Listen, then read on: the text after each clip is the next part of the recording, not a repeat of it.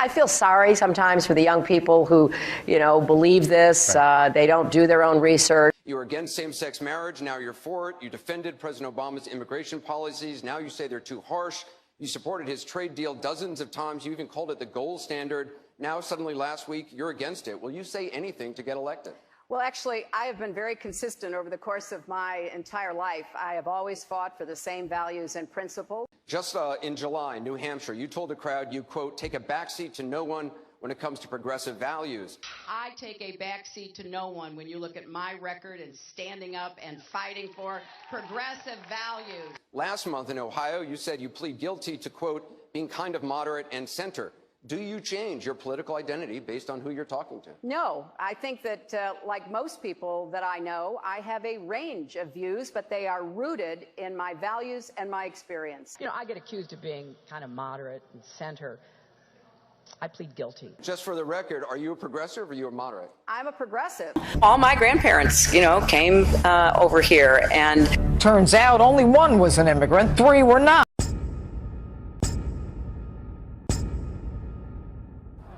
Hillary Clinton's attempt to tout her foreign policy experience hounded her again on the campaign trail today. I made a mistake in describing it. She claimed she misspoke last week and was sleep deprived when she described landing under sniper fire in Tuzla, Bosnia, something that didn't happen. But CBS News has found several times in the past few months when Senator Clinton used the Bosnia trip to try to show her international experience. December in Iowa. We landed in one of those corkscrew landings and ran out because they said there might be sniper fire. I don't remember anybody offering me tea on the tarmac when that was happening. Then in February. The welcoming ceremony had to be moved inside because of sniper fire. And last week. I remember landing under sniper fire. We basically were told to run to our cars. Now that is what happened. Differing accounts of your trip to Bosnia, and I'm wondering if you can clarify. I know you recall, ducking under sniper fire, and Sinbad in his account, who was on the trip, he said that the most dangerous part was remembering where he was going to eat next. He's a comedian, Jeff. He's a comedian. So you actually recall, hearing gunfire, and were you when we were flying into Bosnia, we came in a evasive maneuver. There was no greeting ceremony, and we basically were told to run to our cars. Now that is what happened. After CBS News video showed what really happened when she landed and greeted officials, Senator Clinton maintained there were risks, but explained to the Philadelphia Daily News why she was seen on the Bosnian tarmac greeting a young child if it was really so dangerous. I was also told that the greeting ceremony had been moved away from the tarmac, but that there was this 8-year-old girl, and I said, well, I can't rush by her. I've got to at least greet her. So I greeted her, I took her stuff, and I left. Now that's my memory of it. Good to see you. Once again, her memory doesn't match our videotape. She and her daughter Chelsea lingered on the tarmac to greet U.S. military officials. Took photos. There was the group of 7th graders on the tarmac too. And then Senator Clinton walked to the armored vehicle where she did eventually duck and enter. When you speak to the public, you say, I turned over everything. That's, for the most part, a direct quote. When you talk to the public, you say, I turned over everything. 90 to 95% of my work-related emails were in the state system. If they wanted to see them, they would certainly have been able to do so. You know what? That is maybe the 10th time you have cited that figure today. It is. And I have not heard anyone other than you ever cite that figure. Who told you that 90 to 95% of your emails were in the State Department system? Who told you that? We learned that from the State Department in their analysis of the emails that were already on the system. The Inspector General report found that less than 1% of State Department emails, record emails, were captured. So they give a number of less than 1%, and you give a number of 90%.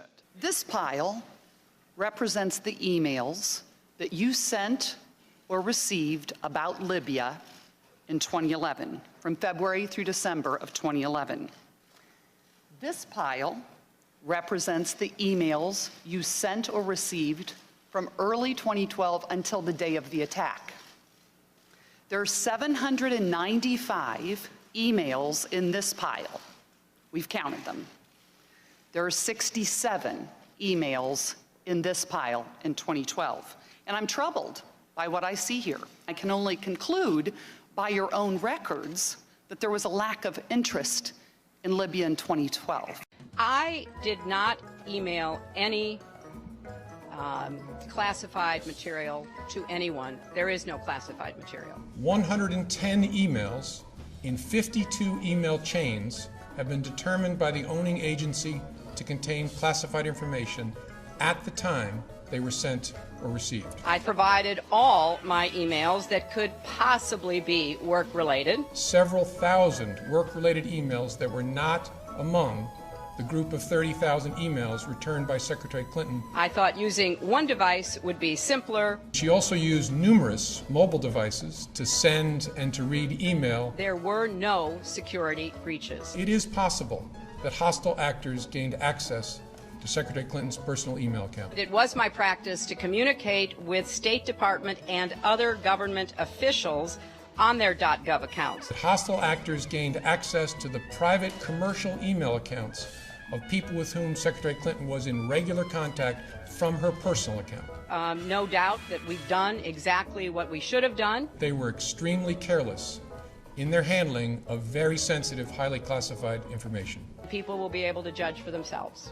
We cannot find a case that would support bringing criminal charges on these facts. Thank you. Thank you. Thank you very much. To be clear, this is not to suggest that in similar circumstances, a person who engaged in this activity would face no consequences. Americans will find that, interesting, and I look forward to having a discussion about that.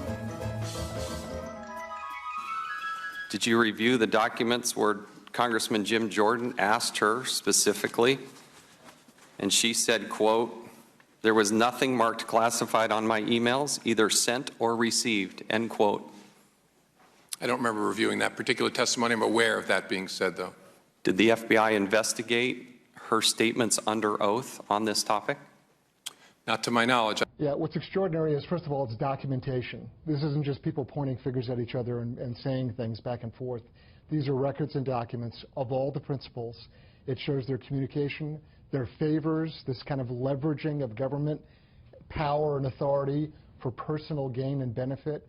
It's a level of corruption that is absolutely extraordinary. And if you change some of the names to a different party, you get a very different reaction. Look, any thinking person reading these emails, they can smell the corruption. There's no doubt whatsoever. And we're only going to be getting more.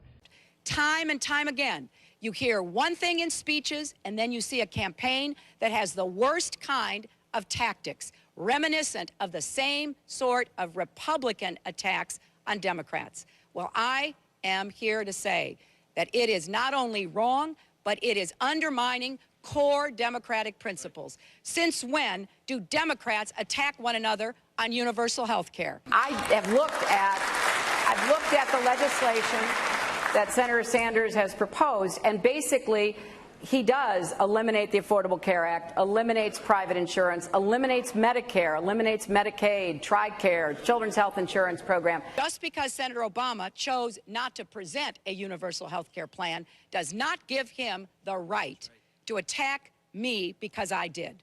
So let's have a real campaign. Enough with the speeches and the big rallies and then using tactics that are right out of Karl Rove's playbook. This is wrong, and every Democrat should be outraged. The Democratic Party in the United States worked since Harry Truman to get the Affordable Care Act passed.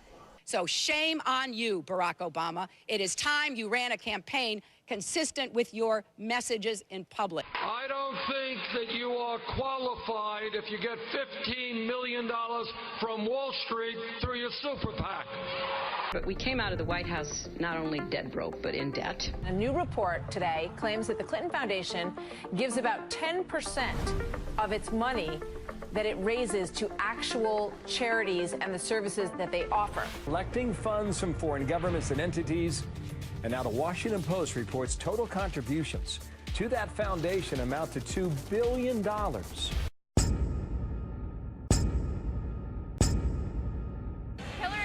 can't win me over because I don't think I can ever trust her. Do you think New York State should recognize gay marriage? No. No. Okay. I believe that marriage is not just a bond, but a sacred bond between a man and a woman.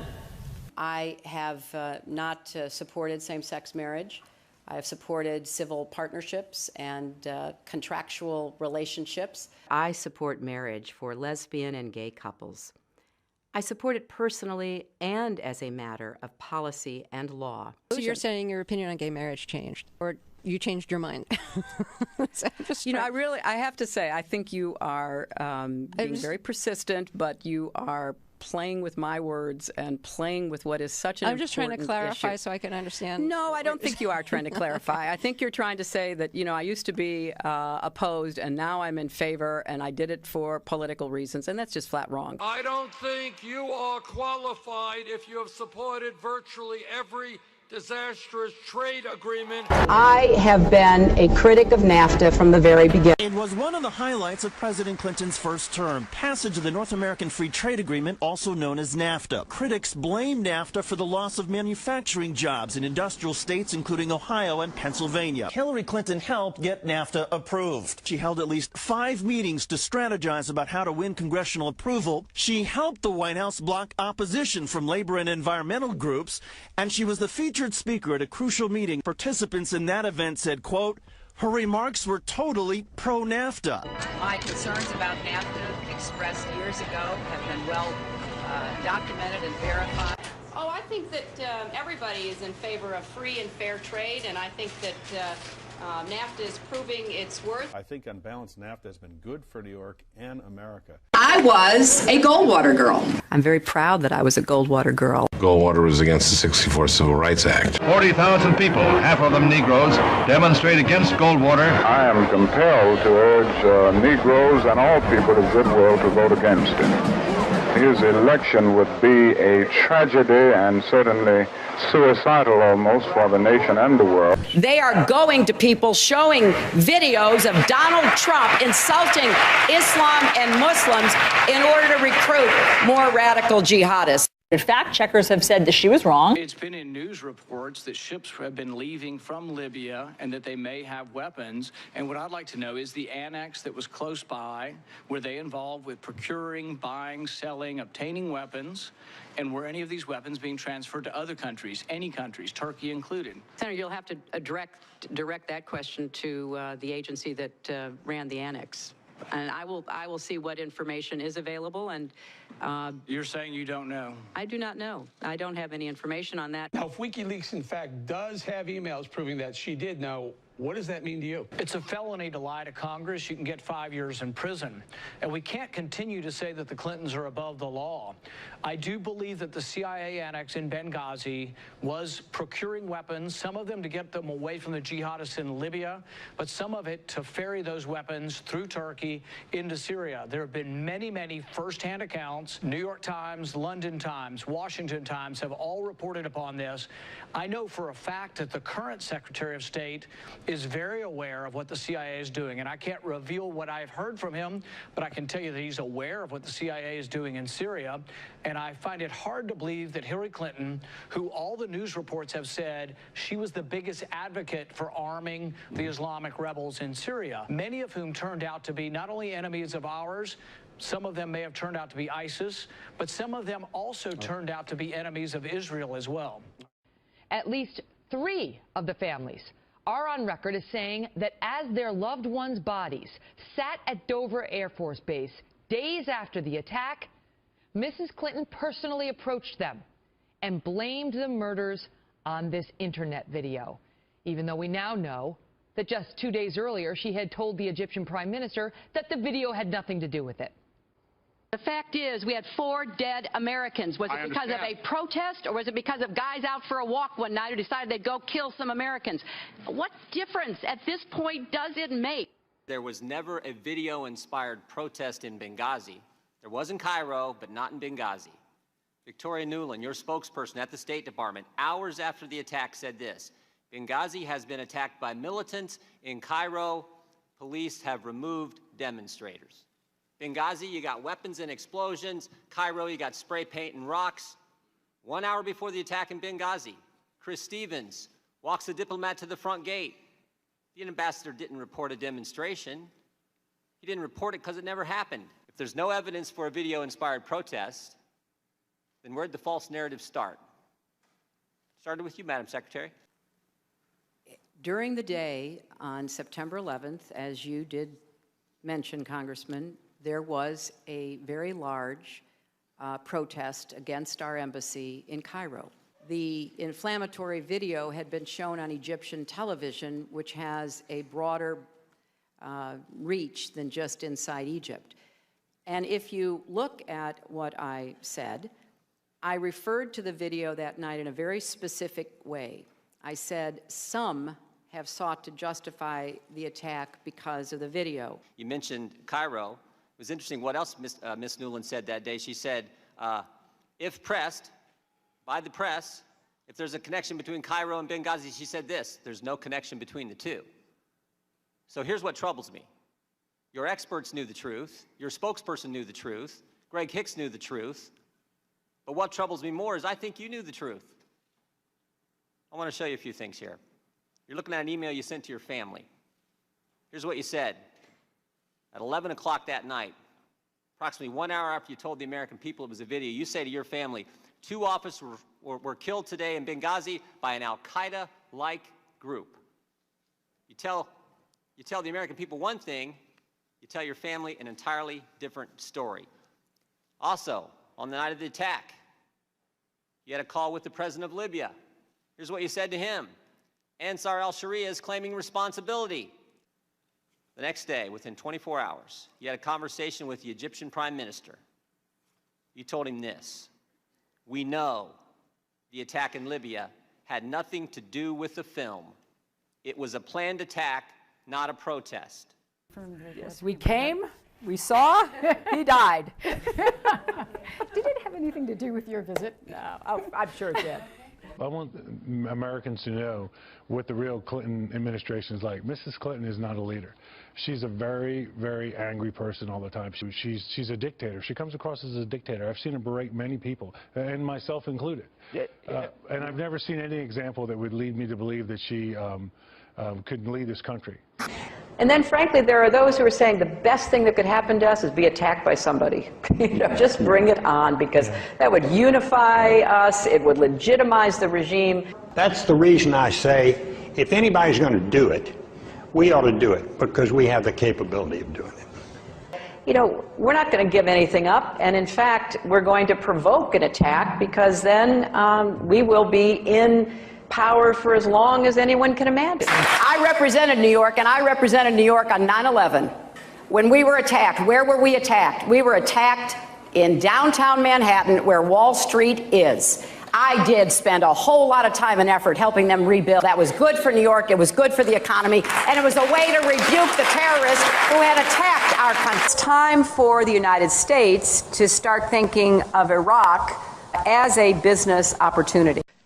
The people we are fighting today, we funded 20 years ago. And we did it because we were locked in this struggle with the Soviet Union. They invaded Afghanistan, and we did not want to see them control Central Asia.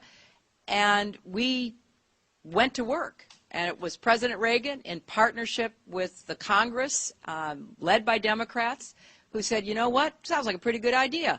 Let's deal with the ISI and the Pakistani military, and let's go recruit these mujahideen, and let's get some to come from Saudi Arabia and other places, importing their Wahhabi brand of Islam so that we can go beat the Soviet Union.